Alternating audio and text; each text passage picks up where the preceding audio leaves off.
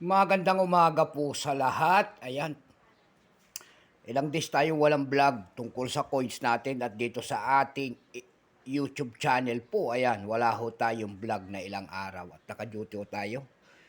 Magandang umaga po sa ating mga sumusuporta dito sa aking YouTube channel, Samuel Soriano TV29. Ayan, maraming salamat po.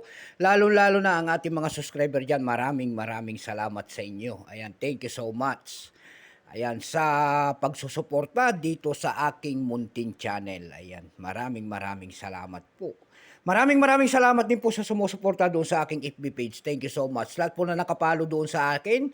Ayan, suporta naman po sana ang ating FB page, Samuel Soriano. Lahat po na nakapalo doon ay maraming salamat. Yung mga nagtsatsagang nanonood dyan. Lalo na po yung mga nagsisit ng star sa akin dyan. Thank you so much sa inyong lahat. Maraming salamat po. Maraming salamat din sa sumusuporta mga silent viewers ko dito sa aking YouTube channel. Ayan. Yun naman po mga yun naman po mga nagme-message dito sa aking YouTube channel. Pasensya na po kayo doon sa mga iba na hindi natin nare-replyan at ito po ay marami na tayong video. Ayan, baka mamaya at sinisikap naman natin na kayo i-replyan lahat. Ayan po.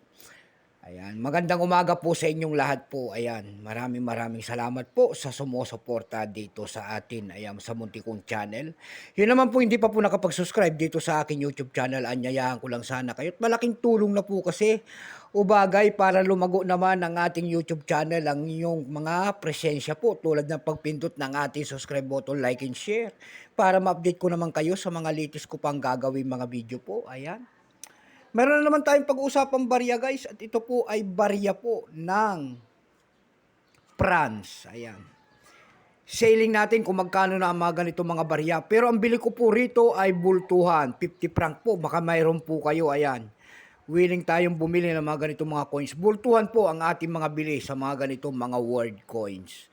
Bago tayo magsimula sa ating talakayan, ayan, kilalanin mo muna natin siya para makita natin ang kanyang presyo. Issue po niyan ay France, ayan, period, Fifth Republic, 1958 up to date po. Type nito standard circulation coins years, 1969 hanggang 2001, value nito 5 franc. France, currency new franc, 1960 hanggang 2001, composition niyan ay nickel-plated copper, nickel. May bigat lamang 10 grams, may habang 29 mm. May kapal po naman itong 1.9 mm, hugis po bilog, orientation niyan ay coin alignment.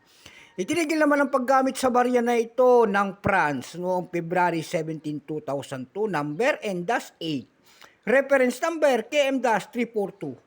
Ito pong year 1971 na 50 franc na ito po ay 57%. Ayan, kung ilang piraso naman ang ginawa sa barya na hawak natin, ito po ay 142,216,000 piraso po. May price na po yan dun sa ating numista. Binigyan na po ng presyo ng ating mga kolektor. Ayan po. Yung kanyang very fine ay 30. Extra fine 32. Almost ang circulated ay 45. Ang circulated po nito ay nagkakahalaga po ng 250 pesos. Dako tayo sa kanyang presyo sa mga online selling. Doon sa ating eb.com, mayroon tayong nakita nagbebenta doon ng $8.99.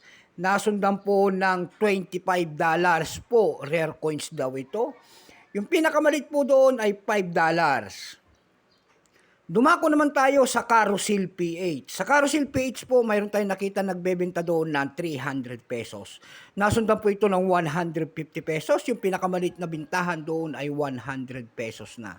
Ayan lamang po ang ating may babahaging kanyang presyo. Keep safe po sa lahat and God bless.